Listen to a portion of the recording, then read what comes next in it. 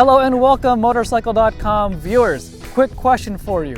Have you noticed lately a trend towards retro classic design in today's modern motorcycles? We sure have, and today we've brought two examples of just such a thing.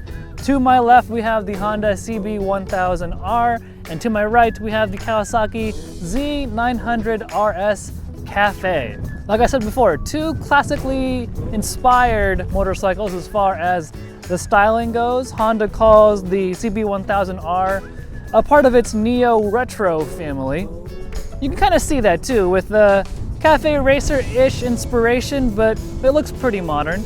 And then with the Z900RS, you have a really classically styled cafe racer based off of the modern Z900RS platform.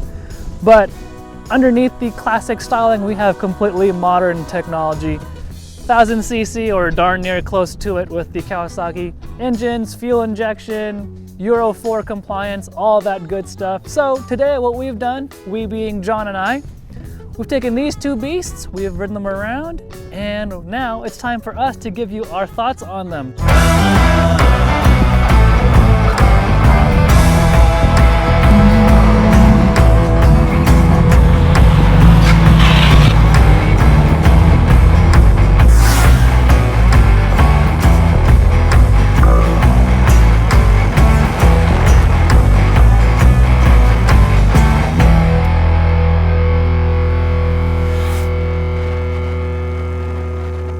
John, thoughts? I don't even have any thoughts, really. No, we're done? No, I kind of thought, you know, that they're going to be pretty hard to tell apart and stuff, based looking at the specs and everything. But they actually have pretty distinct personalities. This one's kind of, you know, acts like how it looks. It's a little bit more classic feeling. It's got the big analog tachometer and speedo with a chrome bezel.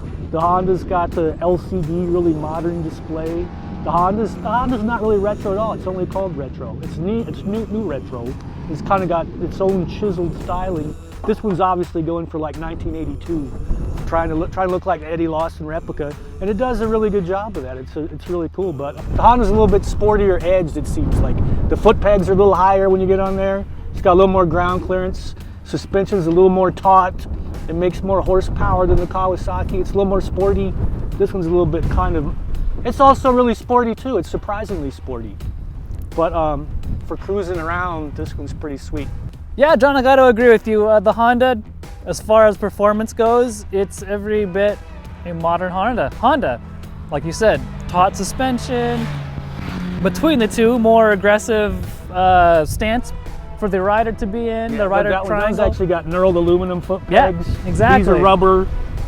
Yep. So they're kind of going for slightly different roles. They are. The Kawasaki, meanwhile, that seat is nice and plush. You're sitting lower in it. The pegs are lower. It's a much more comfortable position. What I noticed riding the Honda, since there's no wind protection up front here, even just rolling down the freeway at freeway speeds, really kind of have to hold yourself there because that wind gust is just coming right at you and there's nothing to deflect the wind away.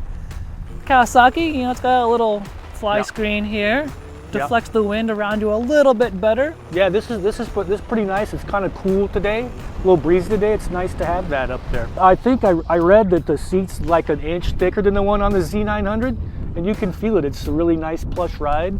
And this one, what we talked about too, the fueling on this one, a lot of people complained about the regular RS. It was kind of herky-jerky, and Kawasaki US says they don't know what they changed, but this one's really smooth. The power comes on really smooth. It's nice, and it's really one of the lowest vibration 4-cylinders I've ridden in a long time too. I don't know if that varies from bike to bike or whatever they change in the ECU. Seems like it makes the thing at like 5,000 RPM and 85 miles an hour. It's really smooth running. Smoother than the Honda. I agree. Speaking of the Honda, we both talked about how there's that flat spot in the RPM, somewhere about like 4,000 or 5,000 RPM. You get on it and there's a big flat spot before it picks up and goes again. That being said, compared to the Kawasaki, it's obviously more powerful everywhere, but it also has, what, 50 more cc than the Kawasaki. Does it? Somewhere around there, yeah. But That being said, the throttle application on the Honda, it's really jerky. Even with like dialing down the power modes, it helps, but when you get on it, it's still really twitchy. This Kawasaki, like you said, smooth. This one, it's electronic fuel injection, but it kind of feels like really good carburation, which kind of goes with the style of the old bike. It feels like really good key and carburetors they dialed in on here. Yeah, there's some really beautiful details on this Kawasaki too. I think we heard this is going to be a pretty limited edition. These aren't going to be too easy to get, but I'm not always a fan of their green paint, but the old lime green, the flat, really looks like the stuff on the old Lawson, but it's really nicer and deeper. Really beautiful paint and all. A couple of shortcomings on the Honda bother me, like a lot of it's really beautiful. I love the gas tank. There's no flange on the gas tank. There's no seam, which it's a shame they can't do that on the Kawasaki tank, but you can't have everything. But the pipes on that thing have already, the exhaust pipes are kind of, I don't mind when they turn blue and they look pretty, but the exhaust pipes on there are kind of looking like they were left parked in a dung pit for a couple months or something. Is it dung pit what I'm looking for? No, hey, we're keeping that, John. They look like so that's good. Something's not real pretty with them. And the double wall ones on the Kawasaki are nice and chrome still. So a couple things like that, couple details like that I like about the Kawasaki. To both bikes' credit, they both have traction control. Yeah. They both have ABS. The Honda here has different power modes. Yeah. So I gotta say to both bikes' discredit, neither one of them has cruise control. That's a brand new, just came out. Seems like we could have had electronic cruise control for having ride-by-wire. It's on in his cruise control. Gotta have it. That's the way it is, man. You can put a throttle lock on here. But this is nice enough. I feel like the suspension's plush enough, and because of the fairing, oh, yeah. I feel like I could go somewhere on this. You definitely find the limits of the Kawasaki when you're getting into twisty stuff and really pushing it. Well, let's change the subject. At a decent pace, but yeah, when I'm riding the Kawasaki, all I'm thinking about is cruising. It goes around the corners pretty good. It does. I thought it did pretty good up here today. We were in the tight stuff today. It does pretty good. It does okay, but that plush seat makes me feel like just chill, relax, cruise around. But for as good as it's cruising around, it goes around corners pretty good for too. sure. The Honda goes around corners a little bit better. It's a little bit more snubbed down. I think it might have to credit that to the Showa. Solid. Let me see. There's a really long name for these suspension bits. The Showa SFFBP. Separate function fork big piston. That's what it is. I remember what it is. This has got something like that though. Show us something good. These are pretty good too. Yeah, they're not bad. These are a little bit more plush. Those are a little bit more firm and controlled. Which is kind of a cool segue to the next topic about how both bikes are kind of sort of classically styled. The Honda maybe less so. But they kind of sit in two different worlds, right? The Honda is very, of the two, the Honda is very performance oriented and maybe future driven. The Kawasaki is more plush and definitely inspired by the past. Yeah. Agree? Yeah, you're gonna have to make a choice what kind of human being you are. If you want to be, do you want to draw the hipsters, come over and go, oh, I love your bike? Or do you want to draw the old guys over to go, oh, I had one just like that. I love Eddie Lawson. I have a poster up in my bathroom still. Those are the guys who'll come over and talk to you all the time. But I haven't spent enough time with this out in public to really gauge that. The couple people have remarked upon the bike. There's a guy at Starbucks this morning. He was a homeless guy with tattoos on his face. Actually, I don't know if he was even homeless at all, but he's like, oh man, I love that. He said, so what year is that? And he said, oh, it's new. He goes, oh, I thought it was in '82. I had one just like it. All those guys. So. Yeah, no one said a word about the Honda yet. No? That's because you had it in your shed. Growing dust. Yeah, well, there's that. Last week. So one more subject to talk about is price. Honda is $13,000.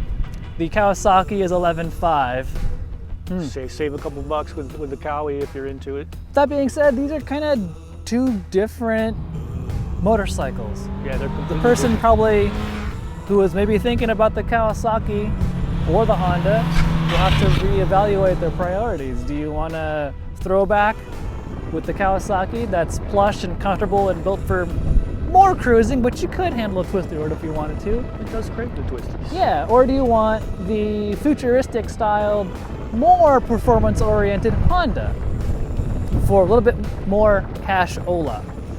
So I'm putting it to you, John. If it were you in your cash, between these two, what do you think? It's a tough question. You know what? I've been going back and forth all day. I haven't really reached a conclusion. If it's me, I'm a cheapskate. I'd probably wind up going with the Kawasaki at my advanced age. If I was 20 years ago, I might want the Honda. Me personally, it's weird, you know, being the performance guy that I usually am. From a performance aspect, the Honda is every bit better from a performance aspect than the Kawasaki. But what's the percentage though? Yeah, well, there's that. 8%? But like I was telling you earlier, John, I ride the Honda and I think to myself, yeah, it's fine, but there's nothing really that stands out about the Honda. It's a very anonymous motorcycle to me. I think we talked about that before when everybody saw it and they were blown away by the looks of it. But then when you ride it, I mean, it's a very perfectly nice motorcycle, but there's not anything that really stands out about it. Exactly. When I ride the Kawasaki, I think to myself, okay, this is comfortable, it's plush, it makes some, you know, weird noises when you get on the throttle, it sounds more guttural. The throttle isn't as smooth as the Honda, but the engine's not not in a bad way. It just has a little bit more character, you know. Yeah. And I ride the Kawasaki, and I'm like, this is nice. This is nice and comfortable. It's plush. It looks cool. I don't have this big wind blast in my face. I like riding the Kawasaki. So if I had to pick one of these between the two, I think I'm on your team, man. I think I would pick the Z900RS Café. It's save $1,500. Save some cashola. Those are our quick thoughts about both the Honda CB1000R and the Kawasaki Z900RS. Both perfectly good motorcycles. John and I both cater towards the Kawasaki because it has more character in our opinions. Honda, nothing wrong with it, but nothing stands out except for its really good looks. So the choice is up to you. Which one do you prefer? That being said, go to Motorcycle.com, read the full review about both these bikes and the comparison test there. Like, subscribe, comment to this video, and we will see you next time.